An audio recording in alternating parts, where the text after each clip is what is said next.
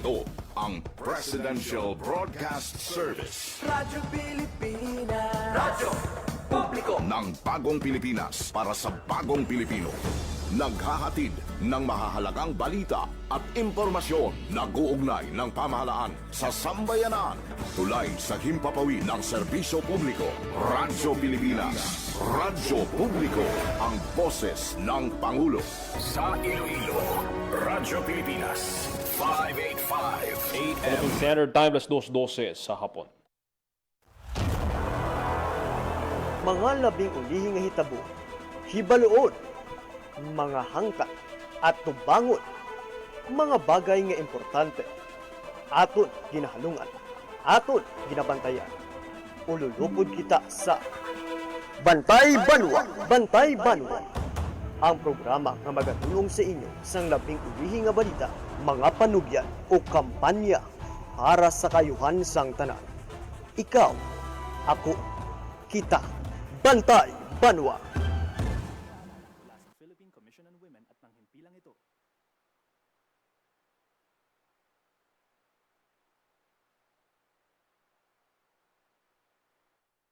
Mayong hapon Western Visayas, mayong hapon syudad kag probinsya sang Iloilo. Welcome sa pagpangalagad sang programa Bantay Banwa.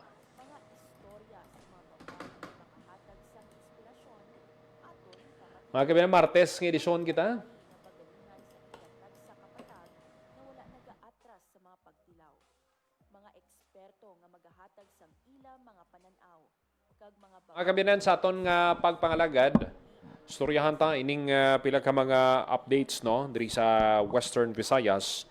Labi na sa gihapon sa kampanya kontra illegal nga droga kay do consistent sa gihapon ang dinakpanay mga kaabyanan kag based sa information nga nakuha naton may bypass nga ginkandak sa bahin sang Lobok Lapos, more or less 1.7 million pesos nga balor sang illegal nga droga ang nakumpiska. Kag sa bahin naman sang Iloilo Police Provincial Office may mga nagkaladakpan man bangod sang illegal nga droga magpakaisa. Dakop sa bypass 81,600 pesos nga balor sang illegal nga droga ang nakumpiska. Kag sa aton nga pagpangalagad mga kabiyanan magakuha man kita karon sang report nga tuhoy ini naman niya sa balita sa Kapitolyo naman ni mga kabyanan ining kwao naton nga report sa dili madugay, search for most outstanding local fire station sa probinsya sang Iloilo ginlunsar. Mga kabiyanan, maghatag lang kita sa pila ka mga pahanumdom, magabalik lang ang programa Bantay Banwa.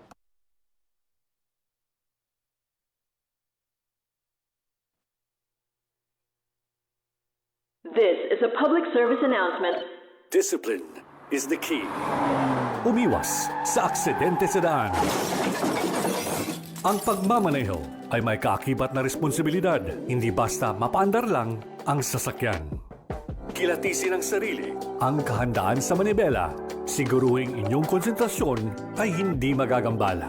Importante rin na ating laging isipin. Init ng ulo ay huwag pairalin, bagkus kaligtasan ng lahat ang siyang dapat unahin. Isang mahalagang paalala. Mula sa Presidential Broadcast Service at Radyo Pilipinas, Radyo Publiko, 738. This is a public service announcement. Public service announcement from PBS, Presidential Broadcast Service at Radyo Pilipinas, Radyo Publiko, 738. Maging fuel efficient so regular na preventive maintenance, malinis na air filter, fuel injectors at engine oil, may savings ka na aabot sa 2%. This is a public service announcement from the Department of Energy and this station. Sana'y tiyakin ng mga magulang kong maipanganak akong malusog. Kumain si nanay ng may sustansyang vitamin A panlaban sa impeksyon. Para din sa mata, balat, bumbunan at mga buto. Iron, pampabuhay ng dugo at muscles. Iodine, pang-iwas sa komplikasyon at pagiging abnormal. Importante din ang check-up kay doktor. Kasi healthy nanay, ganda buhay. 16 minutos, magkaligad sa takna ng alas 2 sa hapon, padayon kamo nga nagapamati diri sa gyapon sa programa Bantay Banwa. Mga kabinan, magkakuha kita sa report sa probinsya ng Iloilo. Search for most outstanding local fire station sa probinsya ng Iloilo. Ginlunsar. Pauntang detalye sa report ni Hope Torrechante. Radyo Pilipinas. Radyo Pilipinas. Hope, mayong hapon. Mayong hapon, Paul, nagsapol ang Iloilo Provincial Government Technical Working Group ini para magpasad sang guidelines kag criteria para sa nagahilapit nga search for the most outstanding city kag municipal fire stations diri sa probinsya sang Iloilo. So ang search nga ini, Paul, sandig ini siya sa provincial ordinance nga ginpasar sang 2025 kag ginsponsora ni board member June Mondihar nga chairperson sang Committee on Public Order and Security. So gindesign or gindisenyo ang ining search para takson ang mga local fire stations kag maghatag sang reward sa ila nga mga innovative approaches para sa fire prevention, fire protection, fire suppression para sa mas hilway nga komunidad or safe nga mga communities. So ang mga competing local fire stations, paano bala sila takson, Paul, So i-assess ini sila base sa ilang operational effectiveness, ang ilang administrative capability, ang ilaman nga community engagement kay of course dapat makabulig sila sa aton nga mga pumuluyo, ang ila visibility sa mga pumuluyo, and of course ang innovation kag best practices, balang mga ginduso nila nga mga huwaran nga mga initiatives nga pwede ma-replicate man sang iban nga mga local fire stations. So ang competition or ang search ni Paul natunga ini siya sa duha ka kategorya. Ang category A nga pasakupan sang Pasig City, ang component city diri sa province of Iloilo kag mga first class municipalities.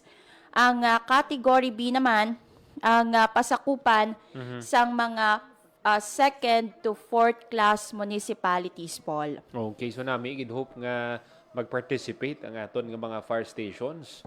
Kaya makita sa aton nga mga pumuluyo kung anugid ang inahimo nila sa ilang banwa nga makabulig gid para nga mapabaskog pagid ang fire safety kag ang fire safety awareness sang aton nga mga pumuluyo. Correct. And syempre sa aton nga mga local fire stations diri sa province of Iloilo, para nga ma-motivate kamo, lawago naton, Paul, ang mga papremyo nga ila pwede madagan. Kay for sure amo man ni ang highlight sang search for the most outstanding nga mga local fire stations naton. So sa category A nga ginabugusan sa mga first class municipalities, ang second runner-up 150,000 pesos. Grabe. Diba? Hindi ka na ya perde, Grabe. Though champion ka na niya, Paul, sa sining prize, But second runner-up pa lang ina. Okay. Sa first runner-up, 200,000 pesos. Grabe, pagid gali. Okay. Yes. Kumbaga, ginubra mo ng imo nga katungdanan, nagdaog ka pa. Ay reward. Sang imo nga sa search, nga gin-organize ang technical working group. Okay. And ang champion, tumataginting, nga 250,000 pesos. Grabe, Di kun ako nag-ubra ka na sang insakto, napadyaan ka pa. Correct, amo nang mas rewarding dira, kay may mando ka, ginpati mo, ginpanami mo imo serbisyo, nagdaog ka pa. But for category A ina, Paul. Okay. Sa category B naman niya, ginabugusan sang second to fourth class municipalities, second runner-up, not bad, 100,000 pesos, Ang first runner-up, 150,000 pesos. Kag ang champion, 200,000 pesos. Okay. So saan ni Hope ang announcement of winner? Saan uning programa ang awarding nila? ay verify Okay. naton Paul kay nag-convene pa lang Ay, ginapasad okay. pa lang no. Aha. Gina-formulate pa lang ang criteria for judging and guidelines no sang technical working group. So subong inangadlaw Paul no. But para sa aton nga mga kauturan, sino ba lang gabugos sang technical working group nga ini no? So ini ang Office of the Provincial Planning and Development Coordinator, Department of Interior and Local Government o kon ang DILG Iloilo, Bureau of Fire Protection Iloilo, of course no, ang IPPO, ang Public Information and Community Affairs Office, Liga ng mga Barangay Iloilo, League of Municipalities no, Barangay Tanod Federation, Federation of Iloilo Fire Brigade, kag mga representatives sa mga civil society organization. Okay. So mayogid kay plastado na kag hulat-hulat lang sa guidelines ng aton mga fire stations. Pero ang importante sini nga bisan nga iban sa ilang sini hope hindi kita magsala may kakulang pa sa mga equipment pero makita naton diri man ang ilang resourcefulness sa sining competition. Yes, and in fairness Paula, ang aton nga mga Bureau of Fire Protection personnel, hindi lang man abi sunog ang ginarespondihan. So dapat mas maintindihan pagid sa mga pumuluyo nato no ang importance ang aton nga Bureau of Fire Protection kag manami kay part sang criteria or rather sang ginalantaw no nga mangin balasihan isang community involvement. So perhaps no kung aton nga BFP no unay sa ila komunidad no mas nabatsyagan sang community dako ang puntos nga ila nga makuha. Okay, may mga pulong-pulong, may ara iban nga kung nadumduman sang aton mga tagpalamati may pila ka mga fire personnel ba lang gin-assign, gin-deploy dito sa Cebu bala sang nagluntad tong sunog. So dako nga bagay na mahibaluan sa aton mga kabyanan nga aside sa pagresponde kon sunog may ara man nga ginaubra pagid ang aton nga taga BFP. Yes, kay may DRM component no ang aton nga Bureau of Fire Protection, kumbaga may ara sila sang rescue sila no, so may ara sila sang bahin for disaster risk reduction and management. So even may baha Paul no nagaresponde ang aton nga mga katapos ang Bureau of Fire Protection. So iga-download lang ina no sa mga municipal fire stations naton, city fire station no sa bahin sang Pasig City para mabalaan nila no kung paano sila makapasakop no kag paano nila ma-submit ang ilang entry kag magdaog no for the search for the most outstanding. Hope madamo gid ka salamat. Para sa Bagong Pilipinas, Hope Torichante, Radyo Pilipinas, Radyo Publiko. Radyo Pilipinas. Radyo Publiko. Radyo Pilipinas. Madamo gid nga salamat Hope Torichante sa report. So nami gid dining pasakupan sang aton mga fire stations.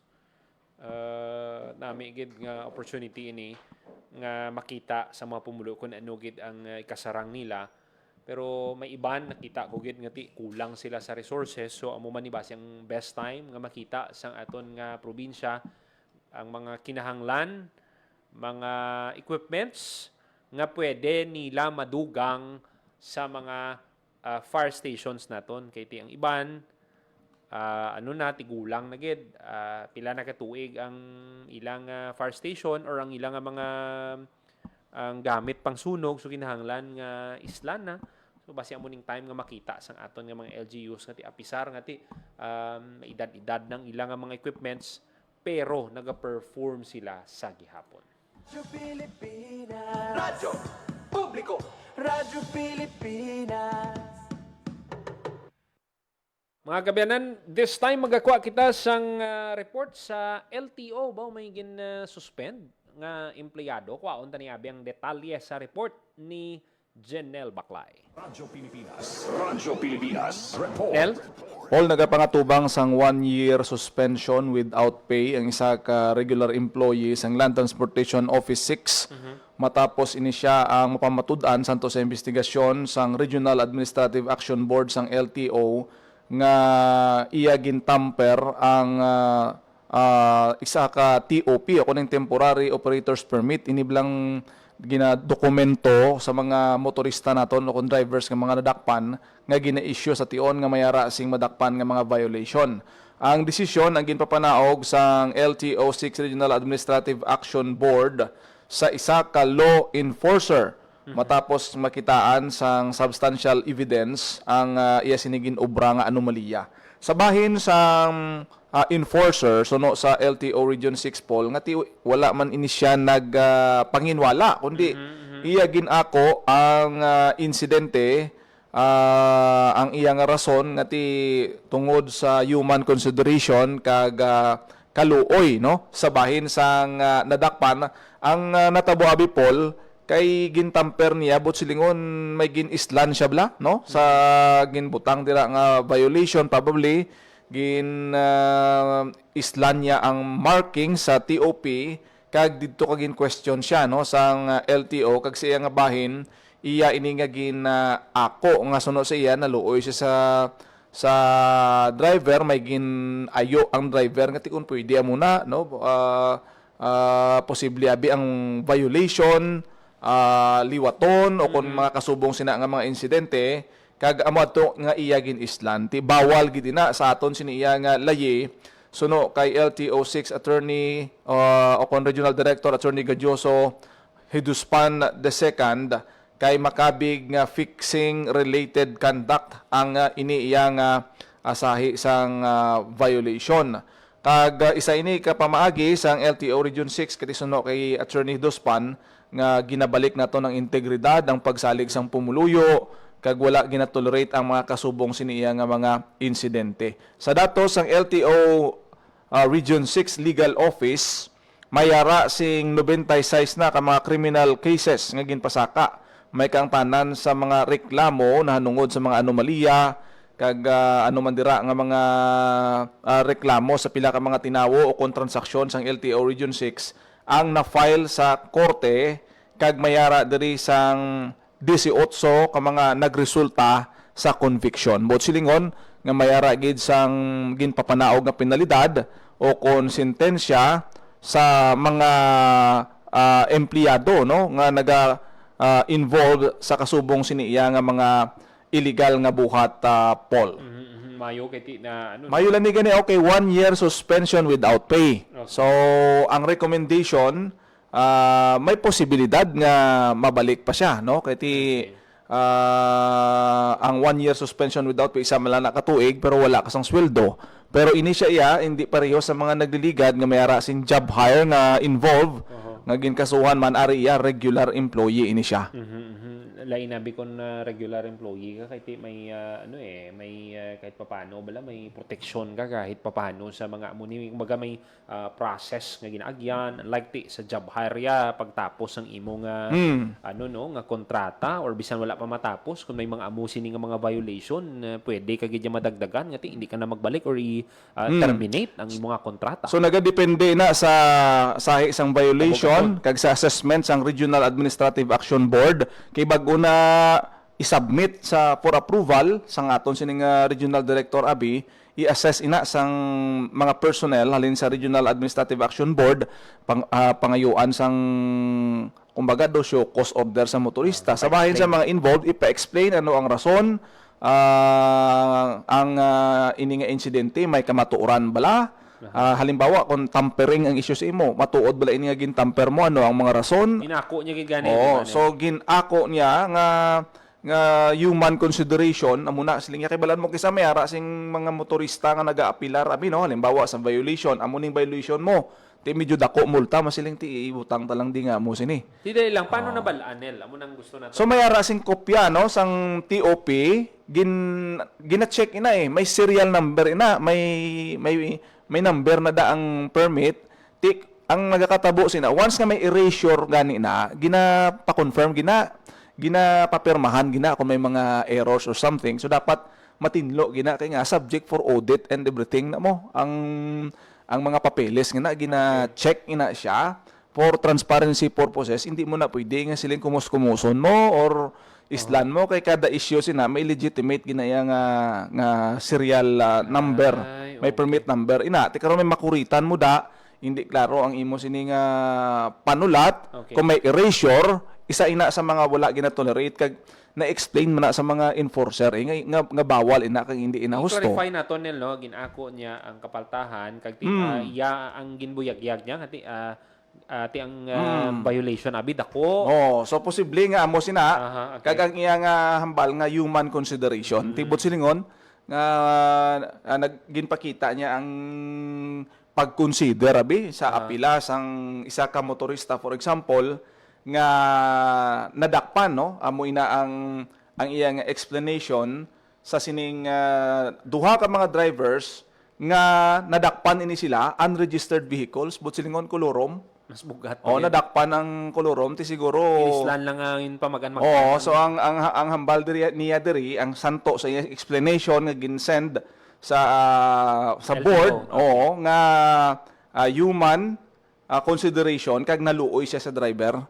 Sangkin approach siya, nagpakitluoy siya ang driver nga may ginapangayo nga possibility inubuon lang ang ilang mapili kasang mas penalidad nga daw mamurumagan gawa ginabawal gid na siya no sa bahin sang aton siniyang LTO kung ano violation mo amo ginaya no kung wala ka helmet amo gina no hindi ginaya pwede nga kolorom kahimuon ka lang da nga lain ang imo sini nga violation kay ti karon nagapakita ina nga hindi transparent. Nagatolerate ina sa iban nga himuon man. Duwa man lang na mo gin-tolerate niya kay naluoy siya or ang isa gin-tolerate niya tapos ginpanubuan kag kasi may iban pagid nga natabo amo nang dako nga problema pero amo na no way gid ta sing mahimo sina iti nagasunod lang kita dapat sa proseso nagasunod kita sa mga pagsulundan may tuhoy sa hindi dapat pagtamper. Ang LTO nagpaandam gid diri kay sa idalom sa pagpamuno ni Attorney Gaudioso dos Pando 4 na ang nasampulan.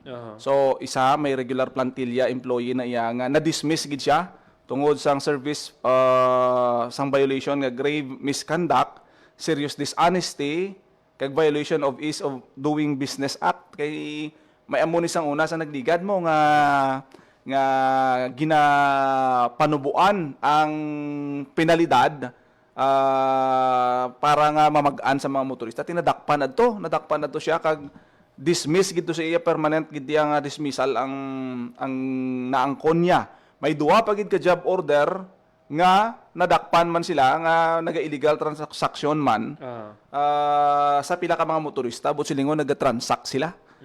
Especially sa pag-arrange o kung pag-areglo sang ila sini nga mga violasyon.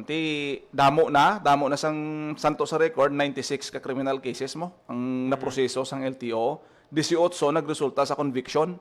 Ang iban nga ni laban-laban may mga appeal pa ni or kakulang sa ebidensya. 18 out of 96 sa mga gin-submit nila nga mga kaso no. Kag may ara sing 4 nga gindala na sa Civil Service Commission kag Office of the Ombudsman ang ilang mga kaso.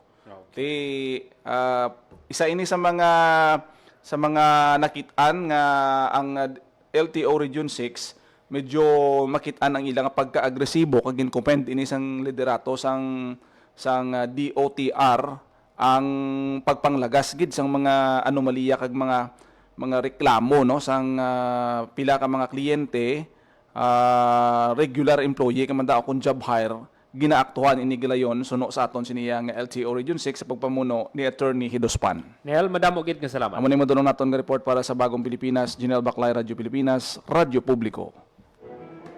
Para mo makita nga dapat hindi gid maghimo sang kasalanan kung ano ang gina-instruct sa aton sundon ta.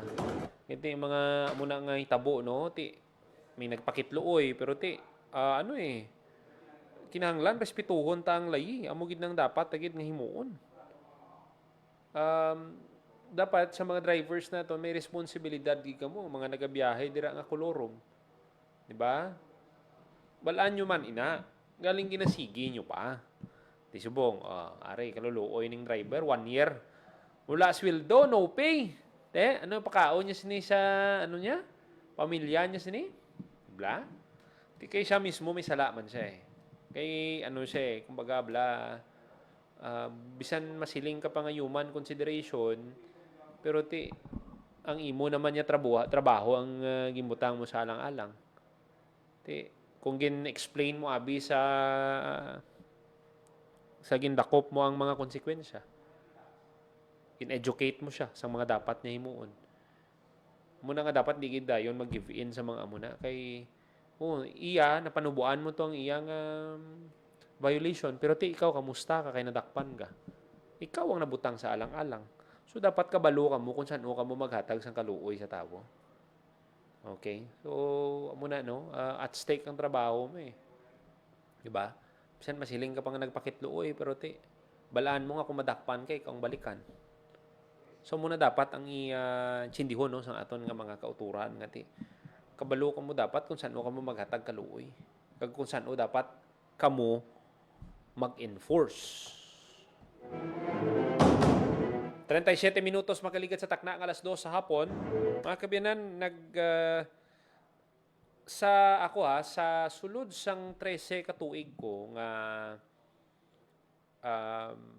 halin nga nagtrabaho kita diri sa radyo ng bayan sa Radyo Pilipinas. Ang akon nga beat halin sadto Police and Defense. Halin sang March 2013 tubtob subong to present. Kag pila na ka regional director ang naagyan naton sa Police Regional Office 6. Ang nadumduman ko gid nga una nga regional director nga naagyan ko or na paumpisahan ko si Brigadier General si Chief Superintendent Agrimero Cruz. Okay? After ni General Cruz, General Angan, General Bernie Diaz, basta mo na, mga 13 years na. Kag sa sulod sa 13 katuig nga akon nga pagtrabaho, subong lang ko subong lang gid kuya ka experience siya sang regional director nga let's say subong siyang adlaw nag-assume. The next day patawag siya dayon sa media for fellowship, meet and greet.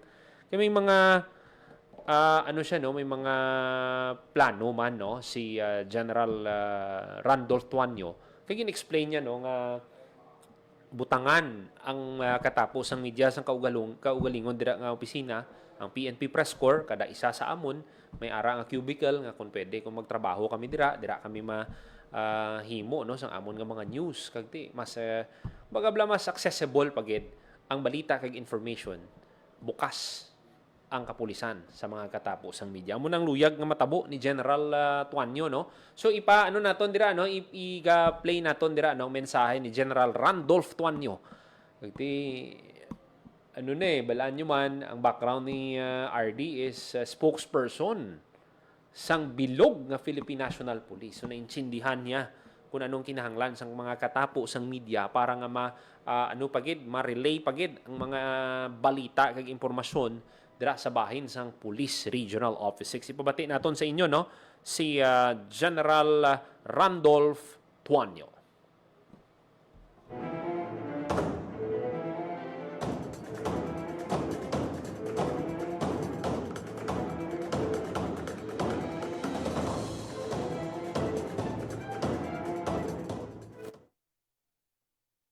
Natin yung PRO6 press call. Dito, iba po ito sa nire-recommend ko kay Ma'am kanina. Ito proposal lang naman po ito.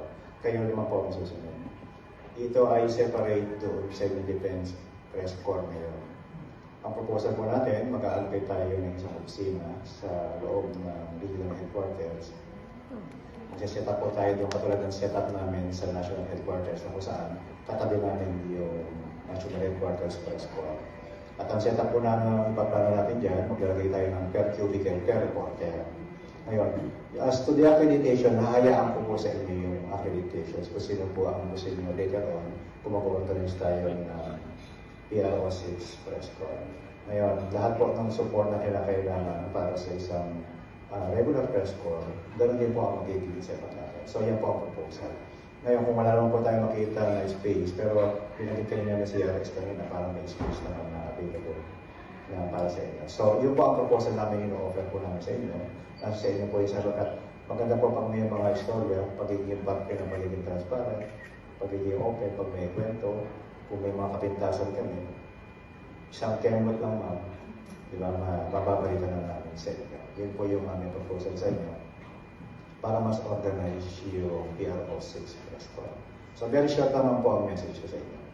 Bilang dati pong spokesperson ng Philippine National Police, sapagkat naniniwala po tayo na ang media ay kabahagi o partner ng Philippine National Police kahit sa mga rehiyon sa pagbibigay ng isang bukas o transparent ng tamang impormasyon at para ibalik yung tiwala ng publiko. Yan po ang layunin natin dito sa PRO6. At bilang bagong talaga ang acting regional director ng Police Regional Offices, hinihiling po ng inyong lingkod at ang ating buong team na paayusin po natin yung ating pong samahan para po tayo magkaroon ng isang professional, open, at isang makakatulong na organisasyon ng PNP at media. Tungo ito po sa layunin ng inyong lingkod at ang Team PRO6 para sa isang safer Western Visayas. Maraming salamat. Patian si Brigadier General Randolph Tuanyo, ang Regional Director sa Police Regional Office 6. So, bukas no si General Tuanyo, bisan ganing number niya, mahapos siya i-contact for updates and news. Importante gid na sa isa ka Regional Director. Balan mo may mga statement kaysa ang kinahanglan nga RD mismo ang magpagwa sa mga statement. Kag muna no, naintindihan niya na siyempre spokesperson kasang Philippine National Police. At may mga pagit siya, may mga gusto pagit siya ubrahon para nga magnami pagin ang flow sang information kag maayo gid din ang balita no. Kay ang benefit gid sina ang aton nga mga pumuluyo. Bisan gani kapintasan sunod sa iya, di ba? So muna siya, bagaya transparency and accountability. Di ba? Nami pamatian, transparency and accountability. So wala sang itaguon. Kung may kinanglan sabton, bauti ka nami gid. Di ba may iba na sang una nga mga opisyal nga kung madumduman niyo ya pag-issue, baw sa pagkadugay magsabat, baw sa pagkabudlay ihagilapon. Pero sa first day niya pa lang, makita mo na ang iyang gusto matabo ang direksyon sang PRO6 under his leadership nga ang transparency gid kag accountability kag inumpisahan niya man ina pagi sa pag storya sa mga katapo sa media kinahanglan nga may maka-establish man sa maayong relasyon ng kapulisan sa media. Kag hindi lang man ina puro PR or press releases or mga maayo nga balita, bisan mga issue dapat kabalugid magsabat ang aton nga mga PNP personnel. 44 minutos makaligid sa takna ang 2:00 sa hapon. Maghatag lang kita sa pila ka mga pahanumdom, magabalik lang ang programa Bantay Banwa. Mabilis ang trivia, dagdag talino. Heto na ang Dagling Kaalaman. Alam nyo ba, kahit napakalakas ng isang bagyo, may partitong tahimik at kalmado. Ito ang tinatawag na mata ng bagyo. Pero, huwag magpaloko. Pagkatapos ng mata, susunod ang eyewall, kung saan nararanasan ang pinakamalakas na hangin at ulan na kayang magdulot ng matinding pinsala. Kaya tandaan, kapag biglang tumahimik sa gitna ng bagyo, hindi pa tapos ang panganib. Kaunting kaalaman na malaking dagdag talino. Abangan muli ang susunod na Dagling Kaalaman.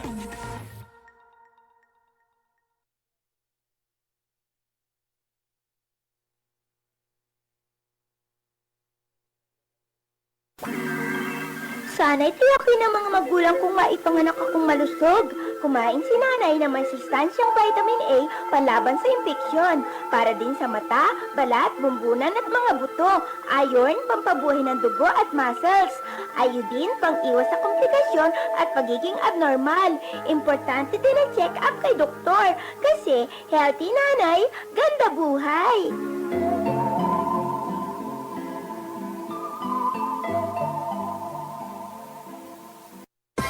Time to celebrate kulturang Pinoy. Tradisyon, musika, sining, literatura at iba pa.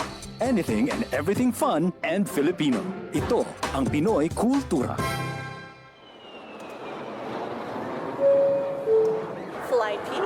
1043, now boarding. Hey, that's us! Vacation, here we go! Always love flying the first and oldest commercial airline in Asia, our very own flag carrier, Philippine Airlines. Dreaming of love while cruising at high altitudes. Did you know this track was specifically made for Philippine Airlines back in the 70s? Composed by Jose Marichan and arranged by Ryan Cayabyab. Closer to heaven with 30,000 feet.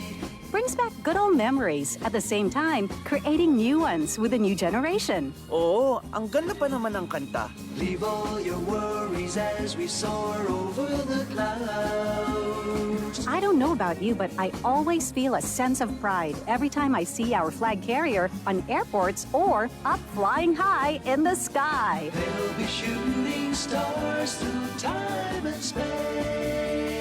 Yan ang Pinoy kultura because our culture is cool. Maging mapanuri, huwag maging biktima. Ito ang karanasan ni Joanna, Elena at Shona. Sinabi niya sa nanay ko, mabibigyan nila ako ng trabaho. Pwede niya daw akong gawing singer. Sa abroad daw. Doon ako pupunta para magtrabaho. Hindi niya sinabi yung trabaho ay sumayaw ng nakahubad. Kinulong ako kasama ng mga ibang babae at hindi pinakain. Umabot ako ng Singapore. Pinilit naman ako makipagtalik sa mga foreigners. Doon ako nabuntis. 15 years old lang ako noon. Dito sa Pilipinas, 100,000 na bata ay pinapasok sa sex trade. Ang child trafficking ay isang krimen. Mag-report sa Action Line 02-1343. Hindi mo kailangang makita ang mga mukha nila para maramdaman ang takot nila. Isang paalala mula sa ECPAT Philippines, Interagency Council Against Trafficking, PIA at ng himpilang ito.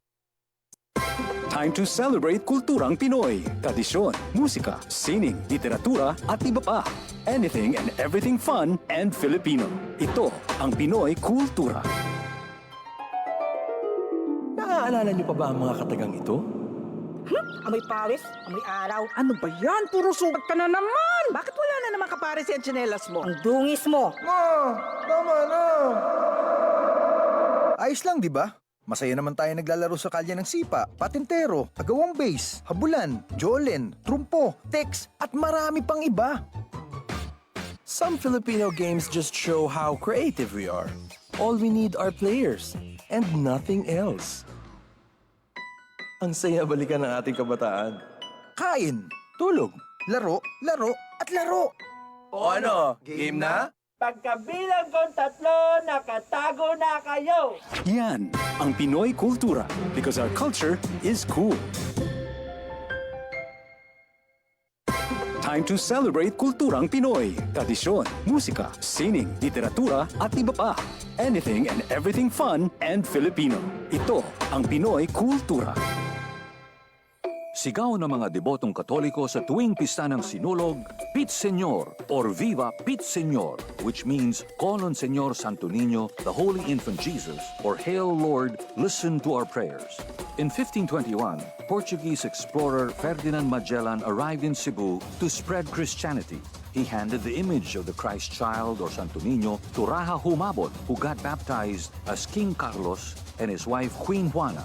Nagsimula ang pista ng Sinulog taong 1980 sa Cebu upang parangalan ang mahal na Santo Niño. Ang Sinulog ay nanggagaling sa salitang Cebuano, sulog, na ibig sabihin agos ng ilog sa Cebu, kung kaya't ang Sinulog dance ay atras abante. Tuwing ikatlong linggo ng Enero, isang babaeng bihis Reyna Juana ang umiindak hawak ang imahe ng Santo Niño sa magarbong parada ng Sinulog. Pinaniniwalaang milagroso ang Santo Niño at nakapagpapaalis ng masamang espiritu. Come to Sinulog Festival and see for yourself. You'll be amazed with the colorful and intricate costumes of performers. Yan ang Pinoy Kultura because our culture is cool.